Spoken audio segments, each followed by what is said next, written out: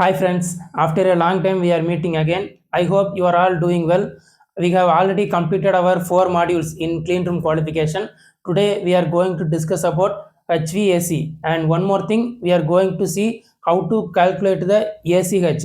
This is a important calculation in clean room qualification.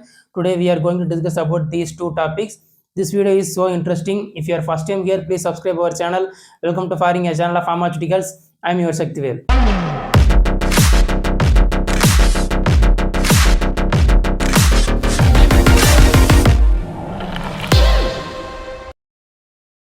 HVAC, heating, ventilation and air conditioning. It is a system designed to provide and maintain the comfortable indoor environment in pharmaceutical industry. This HVAC system regulates the temperature, humidity, differential pressure, airflow, air changes and etc. to prevent the contamination and ensure the product quality. Normally, there are two types of HVAC system. One is water based and the another one gas based. Most of the pharmaceutical industries mainly uses water based AHC system. Why this is preferred? Because water based AHC system precisely control the humidity and temperature inside the clean room. Gas based system are generally not used in pharmaceutical industry because the combustion may introduce the unwanted gases and particles, making them unsustainable in sterile environment, and they also carry a risk of fire hazard during the operation. So that is the reason gas based AHU is not used in pharmaceutical industry. Now let us see the working principle and components of HVAC. The first one, AHU. It is a major component in HVAC system. This AHU is designed to circulate the air by controlling temperature, humidity and cleanliness. HEPA filters are installed at the terminal location of AHU to remove the fine particles and microorganisms. It consists of several components such as pre-filter, fine filter, cooling coil and heating coil. Most of the industries use as a multi-zone AHU. Multi-zone means this type of AHU serves as a multiple areas with different environmental condition. The next one, ductworks. It is constructed with airtight, smooth internal surface. It plays an important role to circulate the conditioned air in the different zones.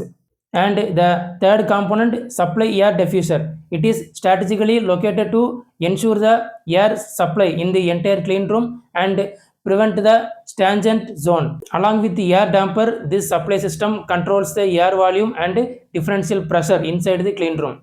The next component, dehumidifier or humidifier. We know relative humidity RH is a critical parameter inside the clean room. So this dehumidifier regulates the relative humidity inside the clean room to produce the consistent air cleanliness. The last one, return and exhaust chamber. Return chamber collects the air from clean room and return to the HVAC system for reconditioning.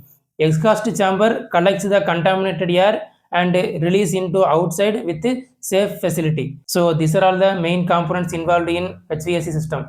Overall, HVAC system maintains the DP, temperature, relative humidity, which is essential for drug production. At the same time, it is used to prevent the cross contamination from the two different zones for ensure the product quality and patient safety. And one more thing, this HVAC system helps pharmaceutical industry meet GMP practice and regulatory guidelines. Now, then let's discuss how to calculate the ACH, air changes per hour. This is one of the important calculation in clean room qualification. What is ACH? Air changes per hour. It is a measurement of how many times the entire volume of air is replaced per hour in a single area.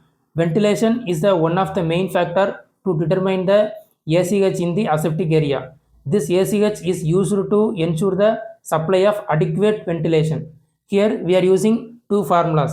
ACH is equal to CFM into 60 the whole divided by volume of the area. CFM, the another one formula, CFM is equal to air velocity into area square feet. Now please consider a clean room size 15 into 20 into 10 and the airflow range 1.5 feet per second. This 1.5 feet we can able to measure this value with the help of anemometer.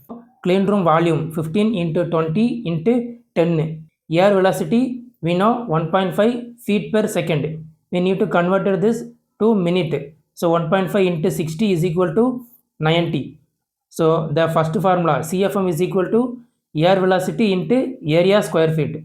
So 90 into 200 is equal to 18,000. Now we are going to calculate the ACH. ACH is equal to CFM into 60 the whole divided by volume of cubic square. So 18,000 into 60 the whole divided by 15 into 20 into 10. So finally we get the value 360. This is a value of air changes per hour for that particular clean room. It will be varied based on the ISO clean room classification.